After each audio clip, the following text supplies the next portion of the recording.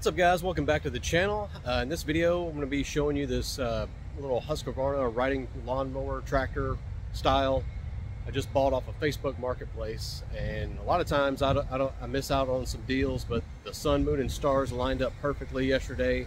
It was a decent looking mower, price to sell, and I just saw it and I was available, so I actually made the deal.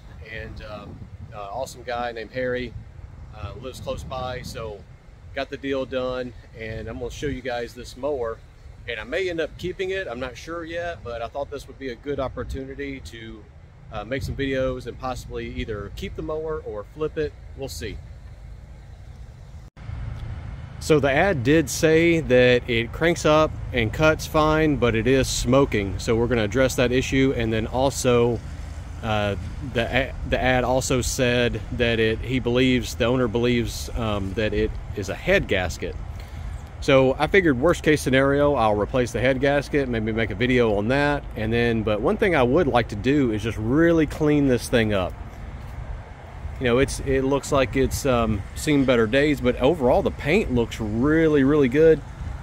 But I think just a little bit of attention could help it go a long way, clean out these headlights and everything else. And if I do decide to just resell it, I'll see how much money I can get for it.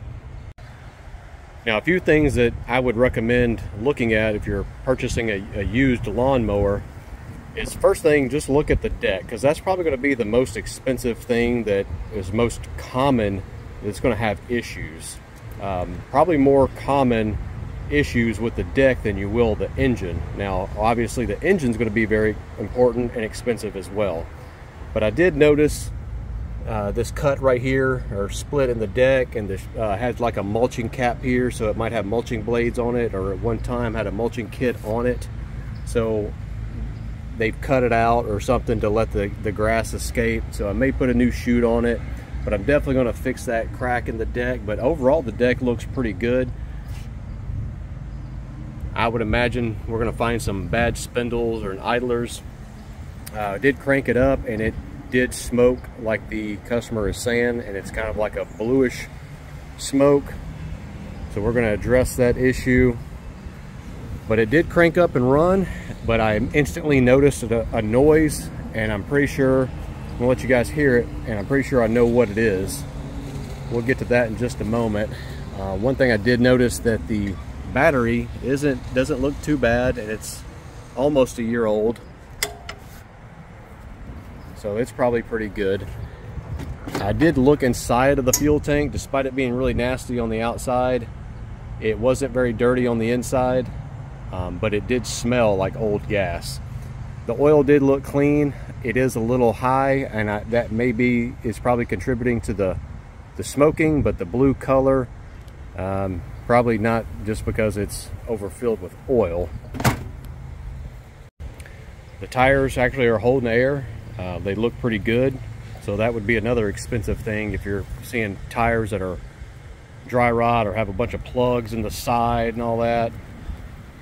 That'd be a good negotiating item to bring up, or topic to bring up, that you'll have to replace tires if you have that issue. But I don't even see any plugs in these tires, and they look pretty good. They don't even look that dry rotted at all. So let me crank it up. I'll show you the smoke and let you hear the noise. I only noticed the smoke when I would first start it up, but you'll definitely hear that noise as soon as I let off the parking brake. And I was 99% sure that was the drive belt idlers making that noise, because when you push the parking brake in, the idlers do not turn. Alright guys, so right now it's later on in the day. I had some mobile welding I had to go do, so I hooked up my generator and hooked up my 215, converted it over to stick welding mode, did some stick welding on a farm. And then as I was coming back, I passed a Husqvarna dealership, so I picked up those two idlers, the drive belt idlers underneath there. So first thing I'm going to do is remove this deck, get it all cleaned up, check out the spindles and everything there, and put these idlers on. I don't even know what the belt looks like, so I still don't know if I'm going to keep this or sell it, but either way, we'll find out. And then I did check the oil in here, and it's overfilled, but I believe what's going on is there's gas over in the oil, so I believe it's probably the fuel pump. Hopefully it'll be a simple fix, and that'll solve our smoking issue. So real quick, here's another demonstration of that noise. So basically, when I'm pushing in the parking brake, you're relieving all the tension off of the drive belt. So I went ahead and took this deck out, and that gave me a good opportunity to inspect the deck, get it all cleaned up, and see what I needed to do with it. The deck will need a little bit of attention, and we'll get to that either later on in this video or in some future videos. So to change out these drive belt idlers, I'm going to put the parking brake into position and hold it up, and that will release the tension on the belts and allow me to change the idlers a lot easier. Now this one had 3 different idlers. I only thought it would have 2, kind of like the John Deere. You can hear this one's fine, this one's making some noise, and this one's making a lot of noise.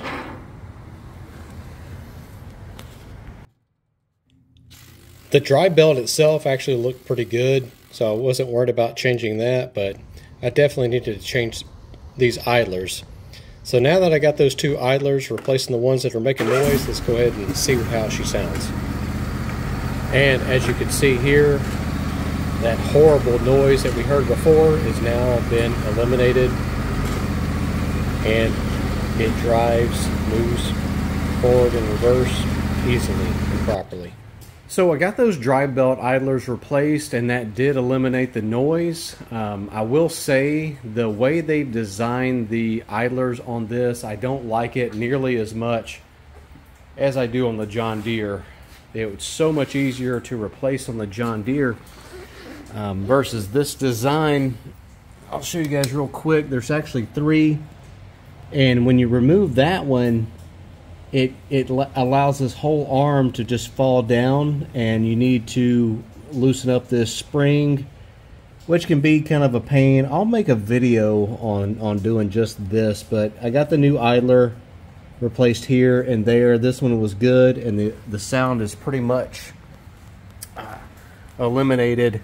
Now one thing I want to do next is, one, I need to change the oil and change the fuel pump, and I believe that is causing the smoking issue. But I do want to crank it up. Also, I need to change the gas out, but man, this thing just fires up like instantly. But I want to crank it up and make sure that the charging system's working, and also I just want to check to see if the headlights are working, because I will be removing the hood and cleaning everything up and getting into the engine a little bit to verify everyth's good. We'll do a leak down test, and in case you're wondering, this thing has, I didn't even check, didn't even think about checking. It was so clean, the body of it and the metal of the hood, that I just was not concerned with the hours, but I was shocked to see that this thing has 461 hours on it, which that's pretty good. Now this engine, even though it's a Briggs & Stratton, this 22 horsepower V-twin, I rarely would see any problems with it. I mean, maybe usually fuel issue problems or a cracked, it does have a plastic air intake that will crack. But other than that, they're pretty trouble-free mowers. And Harry took a really good job. He did a really good job taking care of this mower. The deck, I did confirm that we got one spindle over here with some bearings making noise, and this idler here making some noise, but it's nothing that's too bad. I could probably get another season out of it. The only issue with the deck is this split right there, which will be not a big deal for me to fix. And one thing I like to do is check to see if the deck is bent. and you need good blades on it, and these blades actually look really good. Doesn't look like they're very old. They're actually kind of still somewhat sharp, and they don't have to be super sharp, but they're matching up just right, so we don't have an issue with a uh-oh, maybe we got a bent blade. Let's see. Yep, I bet that blade is bent. That's what's causing that issue, because it lines up right here with this one. So this blade is bent on that one side, but I bet the deck is not bent. So I'll replace the blades, probably that spindle and that idler. Hopefully the smoking issue is cleared up, because I'll show you guys real quick. I smelled the gas in the oil, and you can see how it is. Well, let me see. You probably can't see too well here. The oil is right there. Right there. So way overfilled, and it smells like gas. I guarantee you that is why it is smoking. So we'll need to replace this fuel pump here, and I'll check out these hoses. They may be kind of corroded. We'll put a new fuel filter on here, but the fuel hoses might be dry rotted out, but we'll check all that. So guys, I'll apologize if you can hear rain and everything. The weather's not cooperating. We're about to get a bad storm. It's getting super windy and rainy. But real quick, I want to check to see if this is charging. So I'm gonna put my, I'm on DC. We got a fully charged battery here with just 12.5. So I'm betting that the charging system is working, and I'm gonna show you guys how quickly this thing cranks up. Got the parking brake on. That thing. Rev it up.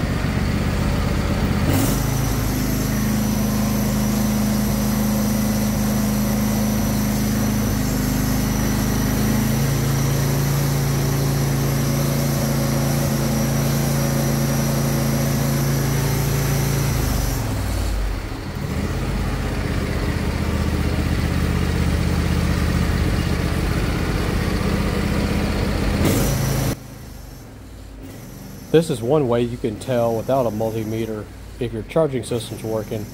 As you rev it up, if those headlights get brighter, you know your charging system's working.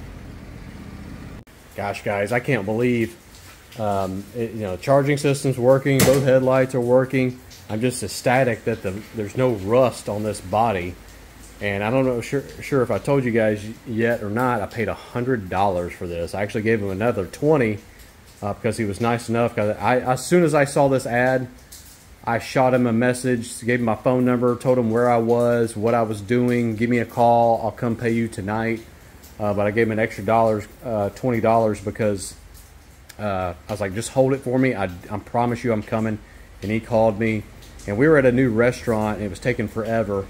And but I shot right over there after we ate and paid him the money that went there the next morning to pick this thing up. So 120 bucks is what I got into it. And so far I've spent $25 for both of those idlers. So the next step is to address this smoking issue, which I'm believing it's because the crankcase is filled up, the oil's filled with gas, and I'm going to show you guys how to test that here in just a moment. But what I was doing here is I was turning the key switch on, and I could not feel the fuel shutoff solenoid working. So I wanted to just confirm that it wasn't stuck open. So I'm going to take it off, and usually this takes either a 12 or a 13 millimeter wrench, and sometimes they're super tight. And just be aware when you take these loose, there is a little washer, usually like a little copper washer, that may stick to the carburetor bowl or the solenoid like it has in this situation here.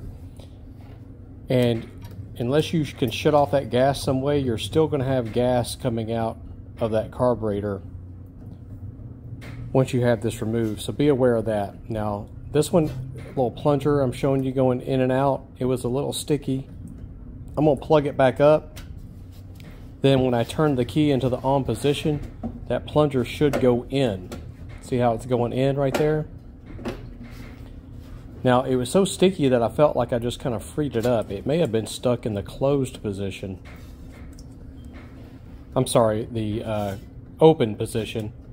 It may not have been closing all the way, but just sometimes taking these off and freeing them up will help a lot, especially if the unit has been sitting for quite a while. So just snug that up, make sure you got that washer on there, plug that wire back up, it should be good to go. Now next up, I'm going to take out the spark plugs on each side, and I want to kind of put my bore scope in there and see if I see any signs of damage. Alright guys, so I'm going to show you real quick with my bore scope what I found on this side. There are some score marks, but nothing too serious. Now this either looks like oil, but after taking a second glance, so right now what we're doing, we're looking at the piston, right? And we're looking at the bottom of the cylinder. You know, trying to get, maybe, I don't know if we're in the bottom as far as like stroke, but level wise we're at the bottom. But as I'm looking here, it looks like I can see the edge of the piston through what I thought was oil, so now I'm thinking it's probably gas. So if that's gas in there, I want to just kind of throw this out there. I've been smelling gas, even though I've checked the gas cap, it does have a good seal on it. When I would come out in the morning, because I've had this a few days here, and I would smell this old gas. It has a very unique smell when gas has gotten old. The engine's running really good when it cranks up, so I don't think anything's wrong with the carburetor. And the gas looked fairly clean, even though I believe it smells really old. Now, when I was earlier, I couldn't feel of this fuel shutoff switch. I couldn't feel it working. Normally you can. And you guys saw when I took it off, and it was a little, you know, sticky, in other words. But it was working. Now, there have been times where I've taken these off where, you know, they can get stuck in the open position or shut position. And oftentimes I would take these off because somebody would say it wouldn't start, I'm not getting fuel. And I would take that off and free it up, and then it would start working. It had just been sitting for so long. So it's possible that the thing was kind of stuck a little bit open, or maybe stuck fully open, and I've just freed it up.